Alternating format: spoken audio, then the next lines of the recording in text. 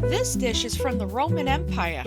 Well, not this exact one, but it's had many identities throughout the years and has assumed different ways of making, as well as identity crisis. It's either a stuffing or a dressing. It depends how you grew up. But where I grew up, we called it stuffing, and this is my take on a homemade sausage apple stuffing. So for the recipe, head on over to kcknh.com.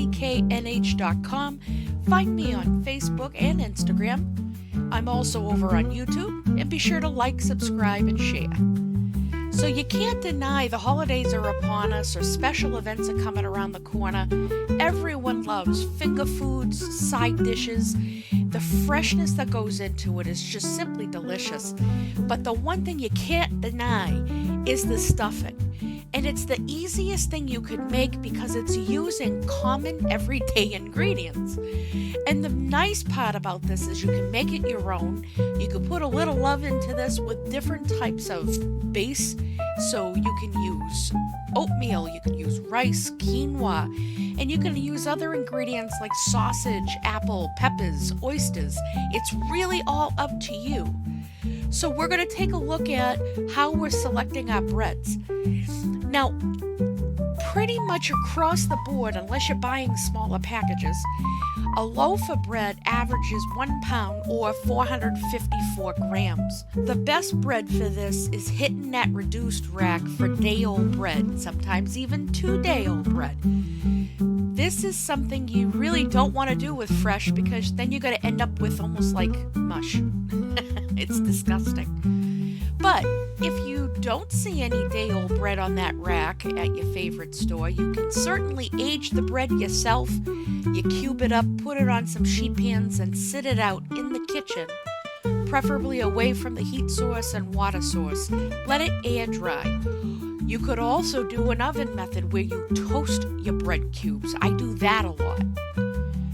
And of course, consistency is very important. You want to keep it as similar as possible when it comes to your cuts. It's not going to be perfect. Like, look at this one that I'm using. That's a ciabatta bread with roasted garlic in it. It's really good. So obviously it's not going to be universally cut. You just keep it as universal as possible. That's really the goal. Just try to make sure your knife cuts it as even as possible. Now, you don't have to use a combination of bread. If you just like one type of bread, that's fine too. I like to mix it up. Sometimes I will do a pumpernickel with a sourdough, which is unbelievable. So just make sure your oven is heated up to 375.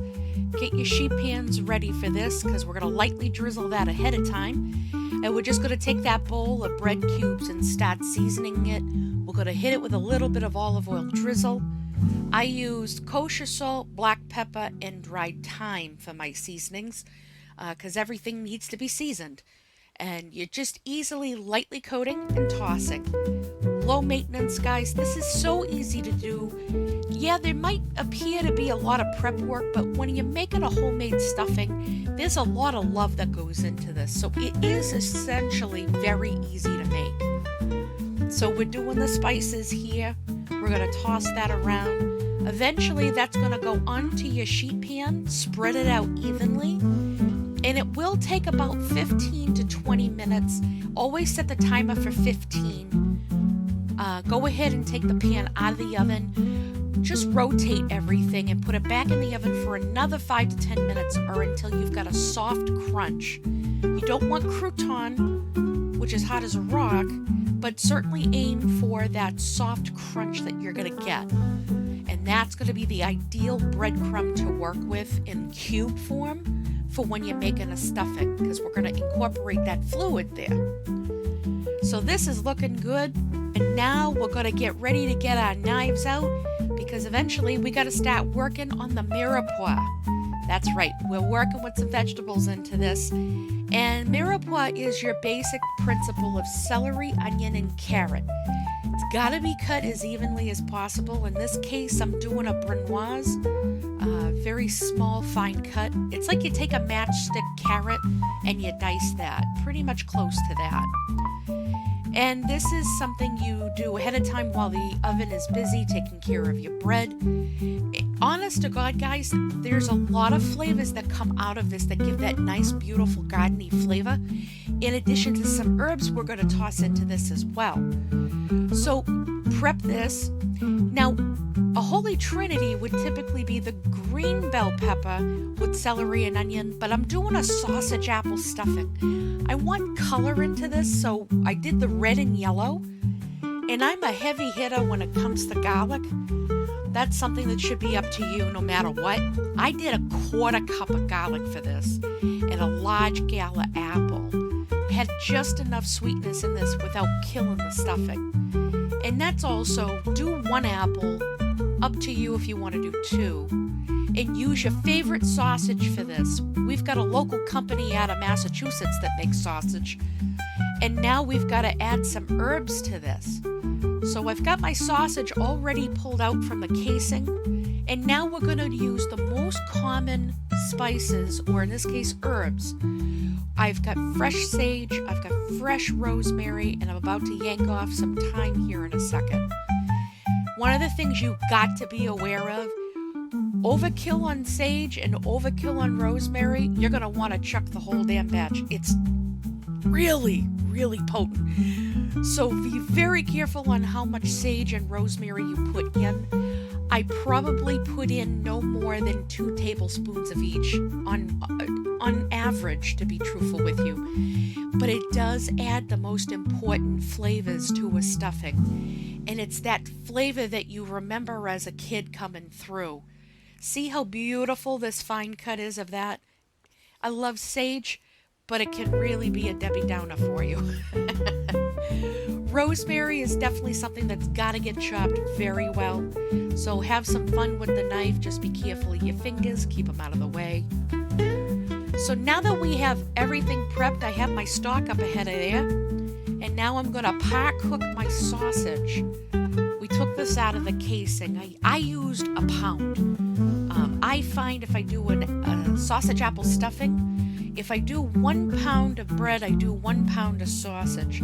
This is actually a version that we did for a meal. We also do this for Thanksgiving. I will do a really hearty stuffing. My husband loves this stuff. He never knew stuffing could be so creative. And when I started telling him about how stuffing used to be made, he kind of looked at me and said, "Oh, I think I like yours better." There's a lot of good stuff out there as far as the history of stuffing coming from the Roman Empire and all the different ingredients they used. It was pretty wild. But eventually, historical changes were made. Some regions of the United States, they still call it stuffing, regardless if it's in the bird or not.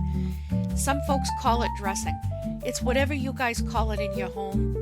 We keep the peace that way. We grew up with this calling it stuffing.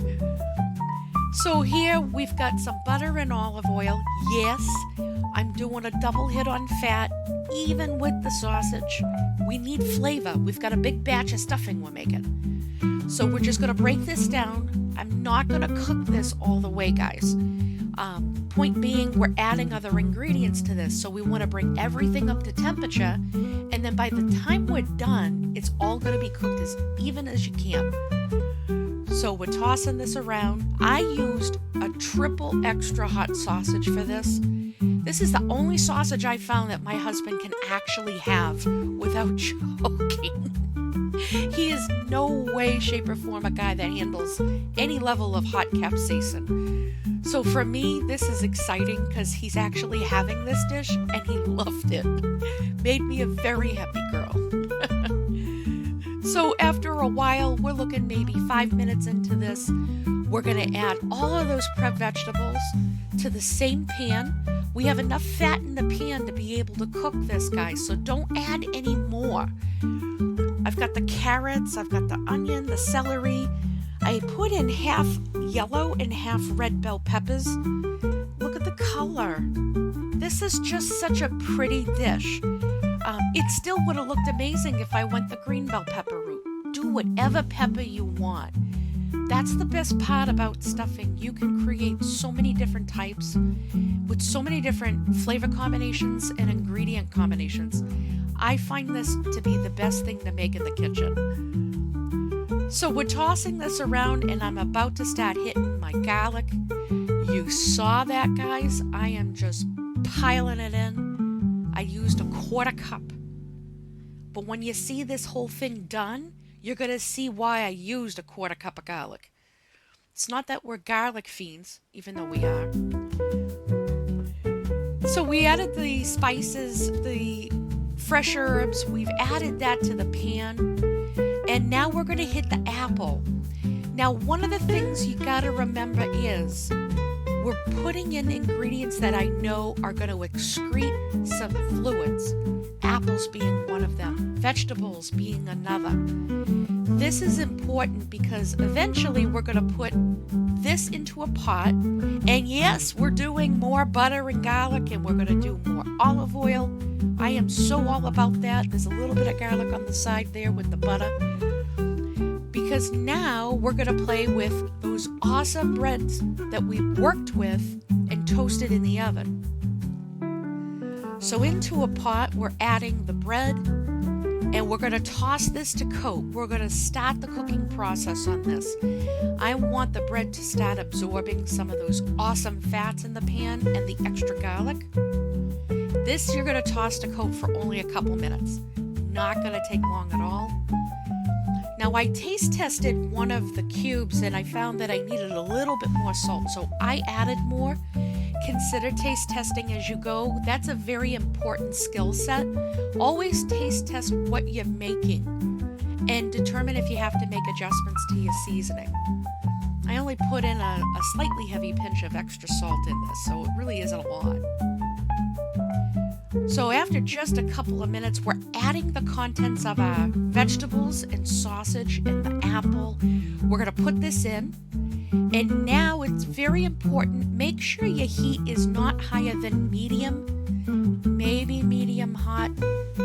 Just keep in mind you've got to pay close attention because you don't want to burn the bottom. So start with medium heat at least and toss this around. Now we're going to start working with our chicken stock. I made a quart and I looked at this as it's better to have much left over than it is not to have enough when you're making stuffing. You're going to gradually add your chicken stock to this pot and you're going to toss it around just like you see here. Now, when we toasted the bread in the oven, it was so we could maintain your typical bread chunks. People love that texture in a stuffing. So that's why we wanted that oven toasted effect, because we want to gradually add the stock. We want to gently rehydrate and make this just enough of a moisture. We don't want this souping out. We don't want it mushy. So that's why you're going to gradually add this. By the time I was done with this batch, I had probably, I'd say, 3 pints worth added, but that's because that's our personal preference. Some folks might want a little bit more moisture. Some folks may want less. It's always your decision. That's the best part. You're in charge, guys. So as you can see here, we're starting to see the moisture level affect the bread in a way that it's not sticking together like a clump. It's still separate, but I can see the moisture hitting the bread beautifully. The color of the bread greatly changes as you add your fluids. So take a look at this, guys. Look at the beautiful textures we have, the colors, the variety. This is a delicious meal, and of course, hey, holidays are coming, and if you're looking for stuffing, this is a great recipe to try out. So thanks for watching, guys. I hope you enjoy, and as always, happy cooking.